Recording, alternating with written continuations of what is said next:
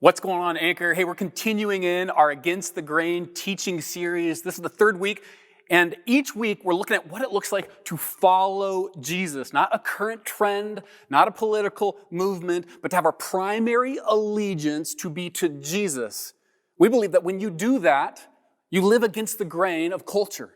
But that's a good thing because our culture right now needs people living against the grain, following Jesus, because that's where the blessing happens to the world. This seems to be the scriptural conviction.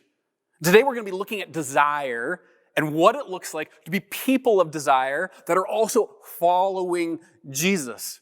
Desire is a good thing, and it's a central part of who we are just as humans.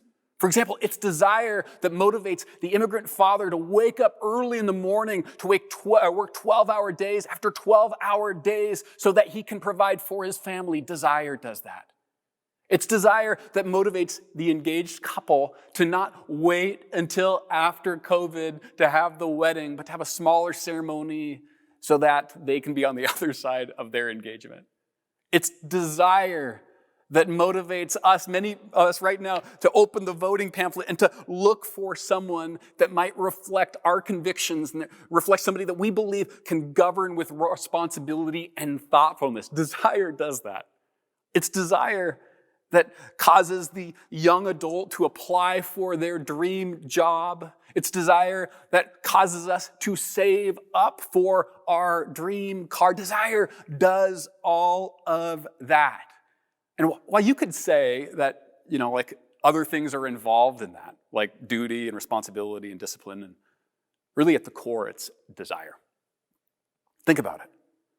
It's desire for a better life, a breath of fresh air, a child's smile, the new car smell, the affirmation of a father, that heart-racing, palm-sweating new love. It's desire for these things and so much more that keeps us really getting out of bed each morning and taking step after step to accomplish the dream.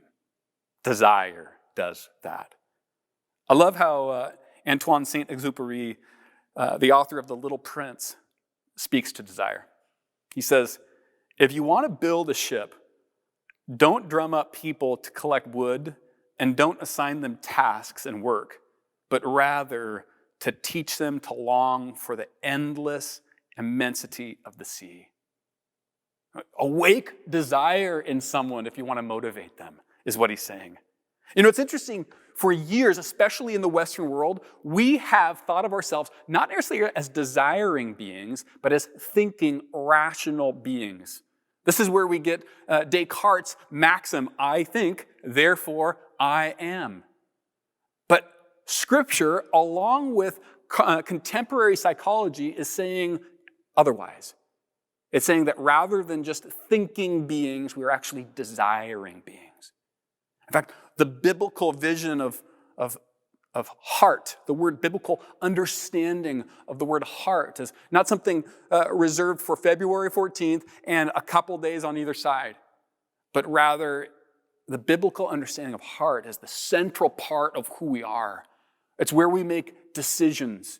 It's where we understand. It's where we lean in relationships. It's the center of our very being, and it's the place of desire. So the question is like, if desire is a central part of who we are and a good thing, like, what do we do with it? Because oftentimes it can be confusing, and we have a whole bunch of overlapping and really like desires that like are going in different directions.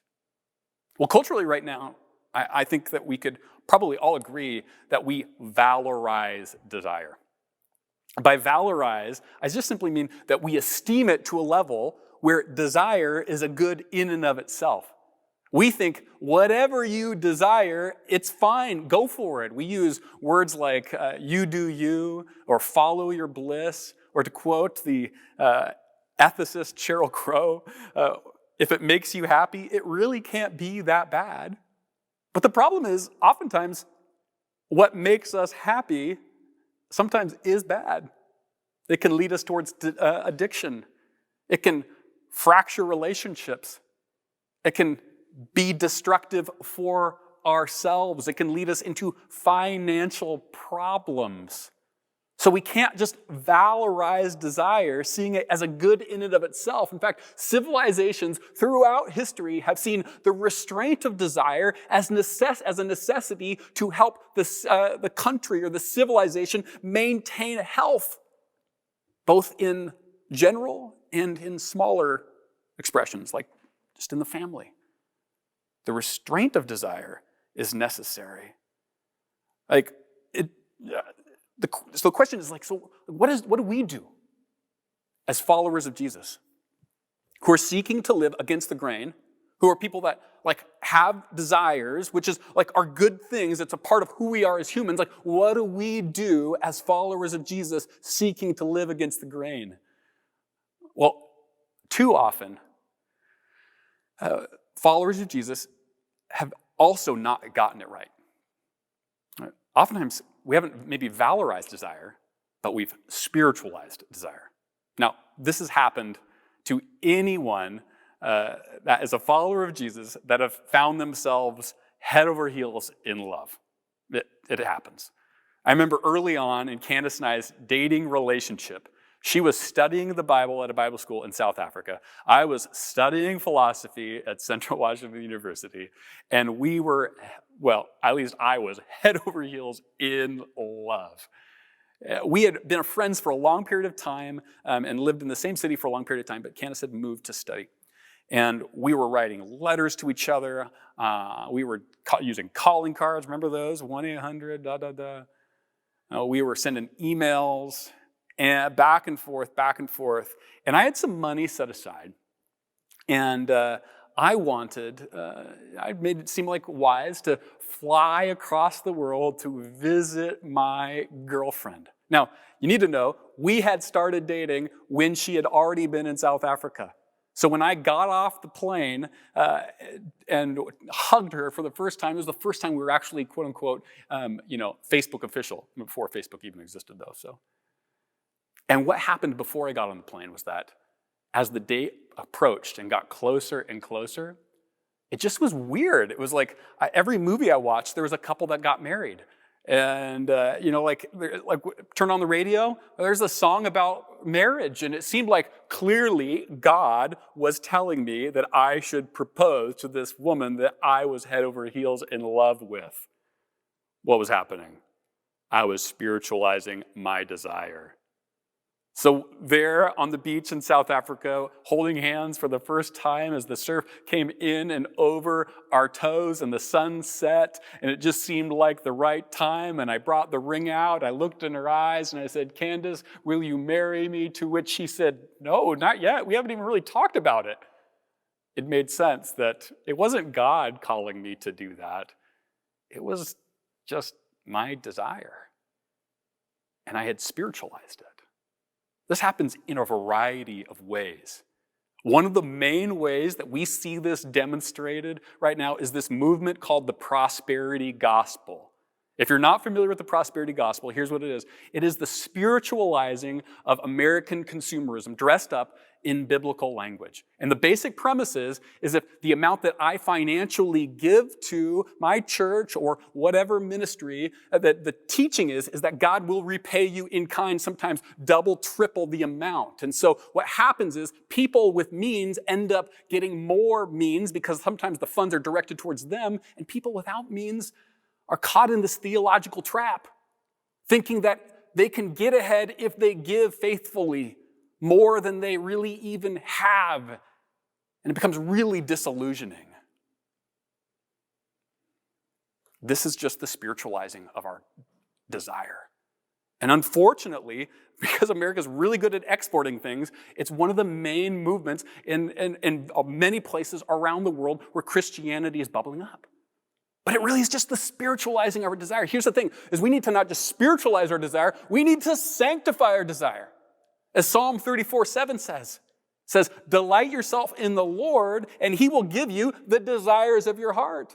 We focus too often on the last part of that verse to the exclusion of the first part. You see, the sanctifying of desire happens when we delight ourselves in the Lord. What happens when we delight ourselves in the Lord? Our desires start to change. We don't dress up our desires in biblical clothing, but rather they become transformed from the inside out. So they're in sync with God. They reflect good theology. They reflect a real relationship with Jesus, and our hungers and our desires begin to be aligned with Him. This requires discernment. It requires patience, because so often, in a variety of ways, our tendency is to spiritualize our desire. But then there's an equal and opposite error on the other side. It's to not spiritualize our desire, but to demonize desire. Throughout the history of the church, followers of Jesus have done a really good job of demonizing desire. I think oftentimes because sometimes desire can get you into trouble, like we all know. And so it becomes kind of easy just to say desire is therefore sinful. So instead of the prosperity gospel, we have the poverty gospel. Relinquish everything, forgo any desire, and then you're going to be all right with God. This neither is the way forward. In fact, it's interesting. It's Buddhism, not Christianity, that teaches the relinquishment of desire is the pathway forward. Christianity says that desire is a central part of who you are, and it is to be redeemed, but also celebrated. Because God desires. God is a desiring being. He desires that none will perish. He desires His kingdom to come. He has desires. And because we are created in the image of God, we therefore have desires. And it is a good thing. So the pathway forward is not to valorize desire or spiritualize desire, nor is it to demonize desire. The question, therefore, is where do we go? As a community of followers of Jesus that are living against the grain of culture, saying yes to following Jesus and not to following any other things, but our primary allegiance is towards Jesus. What do we do with desire? Well, Peter gives us a glimpse in 1 Peter chapter 2, verse 11. Where he says, "Dear friends, I urge you as foreigners and exiles."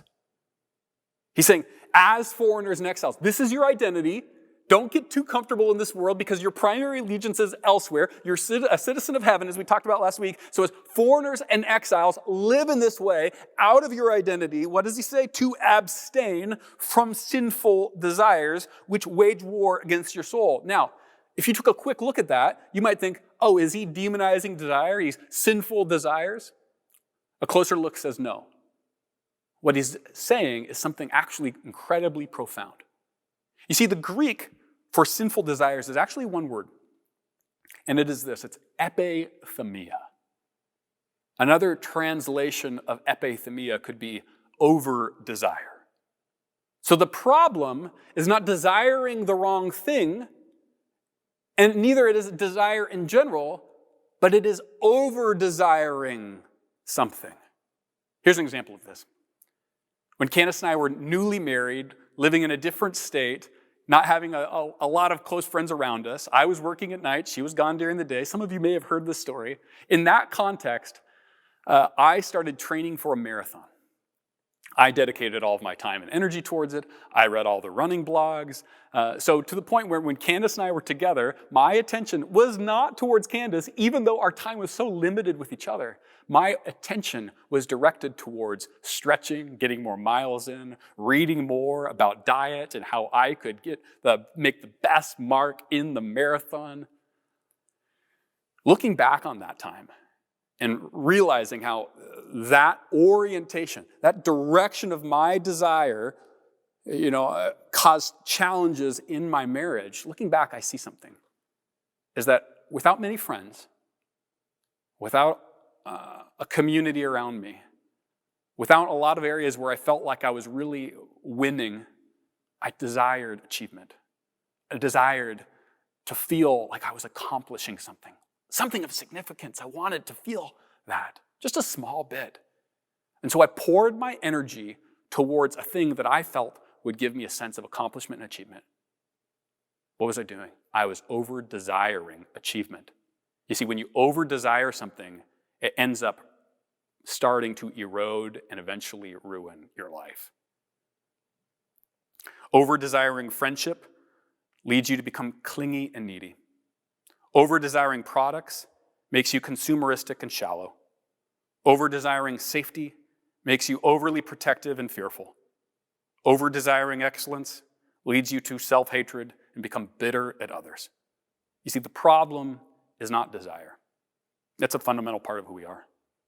The problem is over-desiring a good thing and thus turning it into something that really controls us and diminishes us. I love how Peter describes it. He says, over-desiring, it wages war against your soul. Think about the last time you watched a movie or a television show where there's a whole bunch of generals in a war room pointing at maps with their pointers and talking back and forth how they can best overcome the enemy. Or maybe there's this front line of soldiers moving against an opposing force. Peter's saying, that's what over-desires do to your soul. They move against you, opposing you, seeking your ruin. As the thinker and Christian philosopher Augustine described this very thing with his term disordered love. What he meant by that is that when we give our love, our desire, to something of little importance, it often brings misery to us and to others. But ordered love is when we give our love to something or someone of great importance, and it brings joy to ourselves and to others. The call then, the path forward, is to epithemia God. You see, when we epithemia God, we slowly stop being clingy and needy, consumeristic and shallow, protective and fearful, self-hating and bitter, because our desires are rightly aligned. We become real. Maybe for the first time. We become whole. We become healed. We become holy. We become more like Jesus. I think right now in this time that is confused, charged. In this moment, I can't think of something that our world needs more than people who are epithemiaing God and finding the overflow of healing, wholeness, and holiness spill into their life. This is what your neighbor needs. Somebody who's not eyeing their possessions with avarice, not clinging on to some relationship to give security and significance, not being overly protective in a really controlling way, but generous and loving. This is where it begins to happen. This is what your family needs right now. This is what the world needs. So the question is how do we begin to move in that direction? How do we cultivate that desire? I don't know about you, but many of us maybe had a period in our life when we were a follower of Jesus where it felt like everything was fresh and new and exciting. Everything new we learned was like a door opened to a new room we had never seen, and it was exciting and amazing. And for many of us, sometimes that feels like a time long ago. And we kind of look back and oh yeah, that was nice. How do we cultivate desire again wherever we're at in our life of following Jesus? Well, it's interesting, comparing this to a romantic relationship, infatuation has a shelf life of 18 months. And in fact, the maximum it can last, just from a biochemical perspective, is 3 years. And so the way desire is fostered on the other side of infatuation is through practices and disciplines. This is true for Candace and I. We've been married 16 years, and our desire and love for each other is fostered through conversations when the kids are down, walks, prayer together, date nights, spending time with the phone down, as hard as it is, and I'm hopefully speaking to people who understand that, but to put the phone down and look eye to eye, it's practices that foster desire on the other side of infatuation. The same is true for our relationship with God. Because our relationship with God is a relationship, it makes sense that the early stages are super exciting, but how do we foster a measure of that in this space? It's practices. It's solitude, getting away from the noise, breathing deep, finding center, finding words to pray, away from the clicks and the dings of the phone, the radio, and the TV, where we start to not just become aware of ourselves, but to become aware of God. It's in scripture reading, not just quickly scanning for information, but dwelling and soaking in scripture, that we come face to face with the heart of God and what he says about us and the world. It's in confession, when we turn to a friend and we share something that has gone off course in our lives over the last week, and we are honest about it, and we hear the words, "You are loved," that we are reminded not only just that we're loved, but it feels like a fresh start again. It's these practices of solitude and scriptural meditation and prayer and confession that foster desire, foster an epithemia for God in our moment, wherever we're at as a follower of Jesus. So I would urge you to think about what it looks like this week to foster and to set aflame your desire, your epithemia for God, knowing that when you do that, it spills out into the rest of your life and you find the wholeness and healing and health that is promised to you slowly, step by step. But it begins not just with practices. And I know many of us right now maybe aren't followers of Jesus yet. We're interested, but we haven't said yes. And so the beginning for all of us is not just engaging in spiritual practices, but coming face to face with the one who first desired us. What was it that led Jesus out of the royal courts of heaven to a stable in Bethlehem? What was it that led Jesus under the water to be baptized in humility? What was it that led Jesus into the wilderness to be tested and tempted? What was it that led Jesus to get a crowd of ragtag disciples and teach them everything he has? What was it that led him towards step by step closer to the cross, knowing that it was coming, but not turning away, and to the point where he took the cross, not just the pain, but the spiritual weight of our sin on his shoulders, and then rose again and is reigning? What was it that motivated all of that but desire? His desire for you. His desire for a restored world. The first step is coming face to face with that. Have you? Have you come face to face with the one who desires you like no one else? This is what we celebrate with the bread and the wine. This is what we celebrate with the cup and the bread. This is why we want to do it each week, even this interesting season that we're in the middle of. Because we believe that we need tangible reminders of the desiring love of God. As you go into communion, I invite you to come face to face with the one that desires you.